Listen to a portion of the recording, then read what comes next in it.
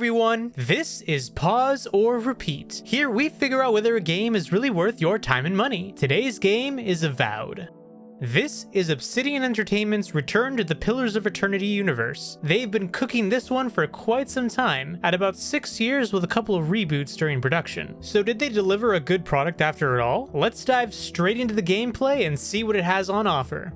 The gameplay of Avowed is first-person action combat. It has the standard RPG mechanics for progression, namely a leveling system with points that you can use to develop attributes and also skills. As for the combat, you have a choice of melee, magic, or ranged bows and firearms. The game also has a quick swap mechanic, allowing you to have 2 sets of weapons to easily swap between on command. You'll find plenty of enemies as you explore the world and also encounter bosses. Accompanying you are your companions Kai, Marius, Giada, and Yatsli. You can have 2 companions with you at a time, and they also have a progression system to level up. As you progress the story, you will also obtain special skills that are used in story moments and elsewhere. Speaking of the story, let's go over that.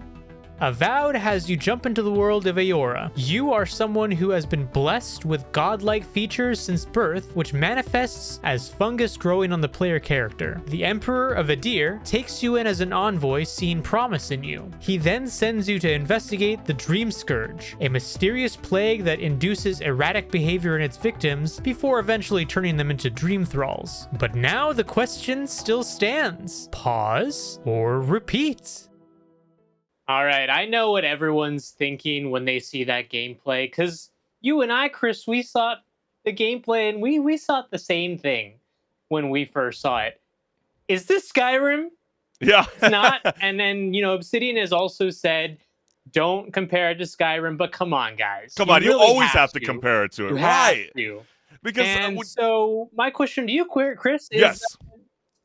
What's going to stop someone from playing Skyrim over this? I don't know if it's so much stopping. I feel like a lot of people have tried to embrace Avowed because it's like they took Skyrim and Fable and gave it like a caffeine overdose, and then they told it to calm down a little bit. Because once you start to like get into the world of Avowed, a very first-person fantasy RPG where you carve your own path through war, intrigue, and enough ancient secrets to make Indiana Jones jealous. I mean, that's what open world brings you, right? I mean, they constantly want you to set away from the straight path, start to drift off course, and I think that's what the world of Aurora brings to you. You know, they try to set up this premise that you'll navigate in a land in turmoil, you're gonna forge alliances, or lifelong grudges. I mean, they got all those special abilities that Obsidian always brings to their games, like, wielding magic and steel to shape the fate of the living lands. But was that enough to keep us invested from not dying in the process? I'm curious about your thoughts, Henrik.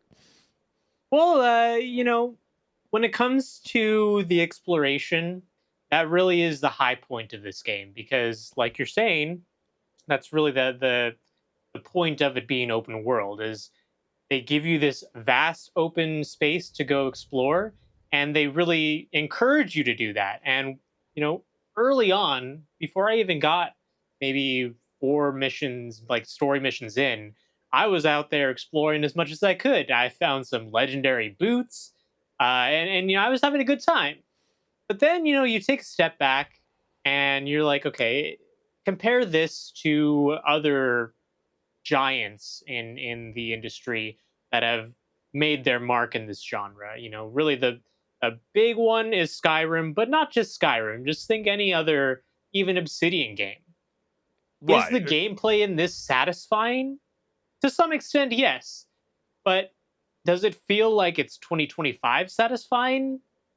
I'd say there's room to grow there, and it's not entirely feeling like a 2025 game in that respect. But what do you think about that? No, I totally agree with you. I made the comment last week when we were talking about, the creative director coming out and basically saying like, hey, listen, look, on the day of the game launch, expect a few bugs. I mean, that's how we, you got to expect that when you want to try to do something new. But the problem is when you constantly keep comparing it to a 15-year-old game like Skyrim, or you see, let's say, Red Dead Redemption 2, or matter of fact, I know you said first person, but you can go in a third person mode. And if you ever noticed Yeah, how shitty yeah. that looks like? I mean, Hogwarts Legacy looks like it has better gameplay than, when you get in Avowed and you get in that third person mode. So I completely avoided that, which kind of sucks because that was my favorite feature in the Fallout series. I love being able to toggle between first person and third person, and just, feeling that this game comes across more like a PlayStation 3 game, even though I knew I was very harsh on Metaphor Reventasio. I mean, gosh, Avowed should deserve the same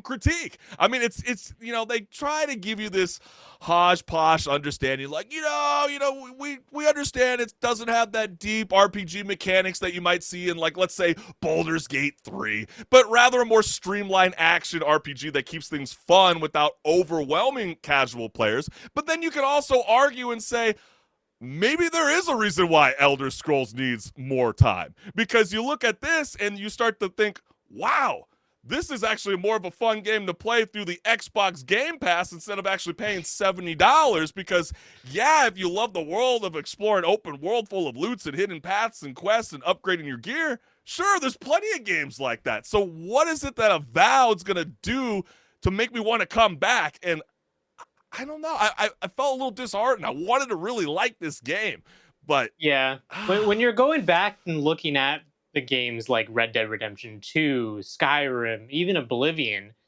the game that came out before Skyrim, and you're mm-hmm. seeing the level of detail, and just what I mean by detail is not entirely just like the graphical fidelity, but just like, okay, these characters in this world have an actual schedule that they take I was part in just about to and say that things because like you that. Then it's said like, that last week why about did Kingdom Come Deliverance 2 and yes, how you yes. loved how the This game NPCs didn't feel stagnant, right? exactly, and this game doesn't have that.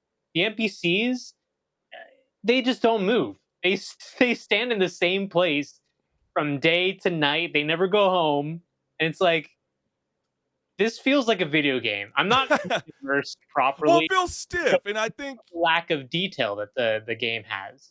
Well, I think that we hold Obsidian, and it's no one's fault. It's just because we love this studio so much that we want them to be super successful. But if you're like looking for a deep morality system where you can be a total Mhm. villain and the ability to steal from the NPCs or have them react, or a complex class system like classic RPGs, then this might not scratch that itch, Henrik. And I think Yeah. that's the problem. I mean, you're gonna see comparisons online to Avowed and Skyrim, and I'm telling you right now, it doesn't make the game look enticing for No, $70. yeah. And I It think just that's the feels real too problem. safe. It feels like they almost, in a sense, copped out and said, "Yeah, we could try and innovate here, or maybe take a chance on this game mechanic here, and give the keys to the kingdom to all these different systems to the players." But do we really want to do that when we could just do this and kind of streamline the experience for people? And if they are okay with that, then perfect. But if they're not, we Yeah. tried.